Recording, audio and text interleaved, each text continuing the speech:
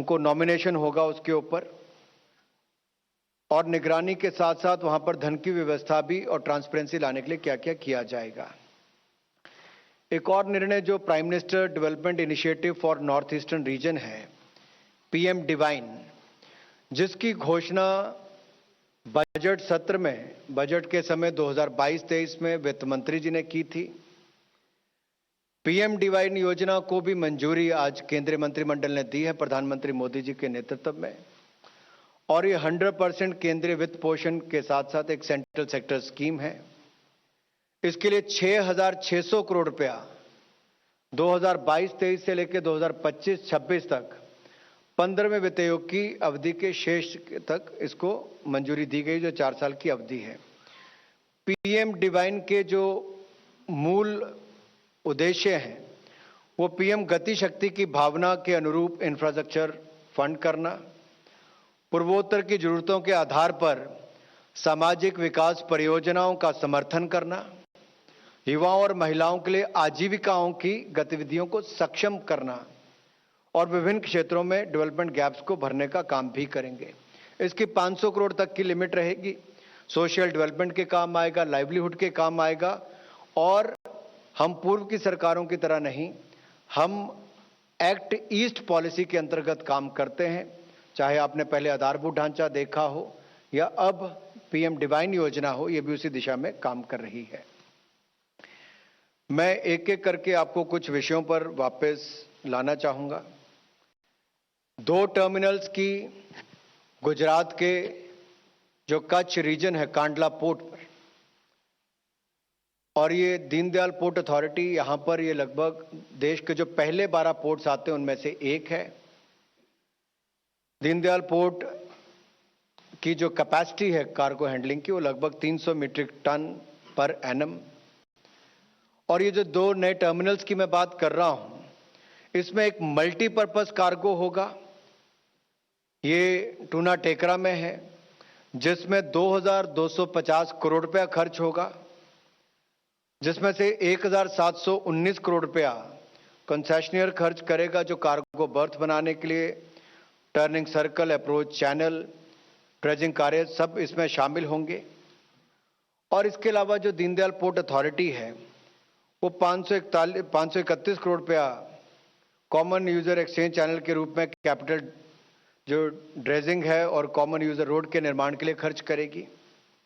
इसका लाभ ये होगा कि हमारे बड़े शिप्स आने की इसकी क्षमता भी बनेगी। शुरुआत में जैसे 15 मीटर ड्राफ्ट वेसल्स, ये 1 लाख डेडवेट टनेज को लेकर, और भविष्य में इसको कंसेशनियर जो उसको ये भी अप्रूवल है कि 18 मीटर तक का ड्राफ्ट ये बना सकते हैं, जिसकी गहराई 18 मीटर की होगी, जिसके कारण बड़े वेसल्स यहां पर आ सकें। और ये कच्छ रीजन में न केवल गुजरात के लिए बल्कि जम्मू कश्मीर, मध्य प्रदेश, उत्तर प्रदेश से लेकर हमारे राजस्थान तक को भी इसका लाभ मिलेगा। अगर इसकी आप क्षमता को देखेंगे, 2026 में इसको 2.85 million metric ton per annum का होगा, और 2030 तक इसको 27.49 million metric ton per annum पे ले जाने का प्रावधान रखा गया है। दूसरा जो है कंटेनर टर्मिनल, ये भी टूना टेकरा पर है, दीनदयाल पोर्ट पर ही बनेगा, और इसको भी बीओटी के आधार पर बनाया जाएगा।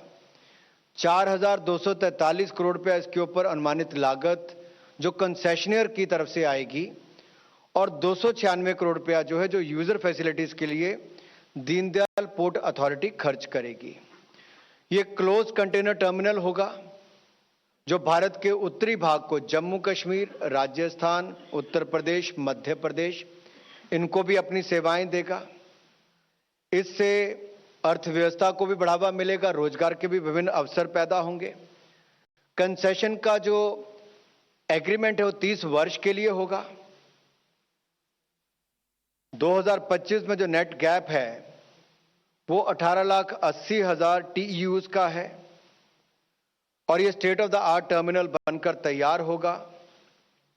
अगर इसके लिए आप देखेंगे, इसके लिए इंटरनेशनल कॉम्पिटिटिव बिडिंग के माध्यम से इसका चयन होगा और कंसेशनर जो है, जो उसकी ही जिम्मेदारी होगी कि इसके डिजाइन को, इंजीनियरिंग को, फाइनेंसिंग को, प्रिक्योरमेंट से लेके इंप्लीमेंटेशन तक जो प्रोजेक्ट की है वो ही उन्हीं को ही करनी है।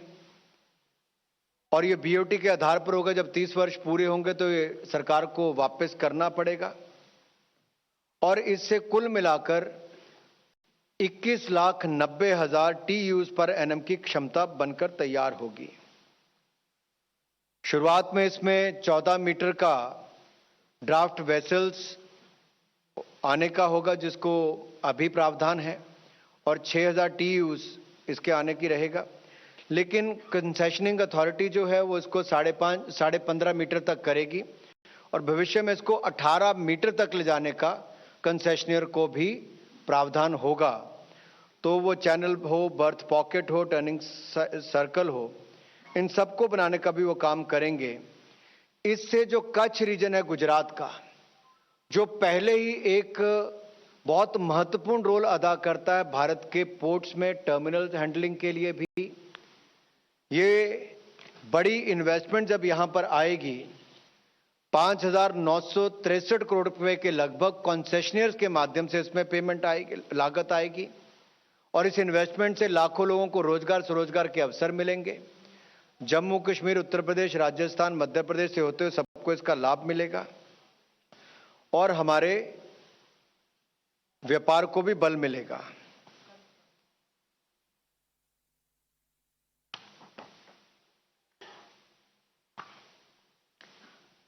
मल्टी स्टेट कोऑपरेटिव सोसाइटीज, ये यूनियन लिस्ट में भी है और इसको सभी राज्यों से बातचीत करके उस दिशा में भी काम किया जा रहा है। जैसा मैंने पहले कहा कि मल्टी स्टेट कोऑपरेटिव सोसाइटीज के कुछ उदाहरण ऐसे भी आते थे जहां पे कुप्रबंधन रिपोर्ट होता था या चुनाव नहीं होता था, बहुत लंबे समय तक एक ही व्यक्ति वहां पर बैठे रहते थे। तो उसमें कुछ बदलाव लाने के लिए कि उसकी रजिस्ट्रेशन को सरल किया जाए, उसका एक ये लाभ मिलेगा। गवर्नेंस में पारदर्शिता आएगी और जवाबदेही तय होगी और एमसीएस एक्ट 2002 में कतिपय संशोधन करने के साथ साथ इसमें जो विशेष सुधार होगा वो चुनावों में होगा। All right, so that was the Union Minister Anurag Thakur addressing the press, addressing the media. Remember this, right ahead of Diwali. There you heard the Union Minister, in fact, announcing bonanza for both the oil companies as well as the rail employees. We'll continue with more live updates coming in from the cabinet briefing. But on this note, let's take a quick short break for the moment.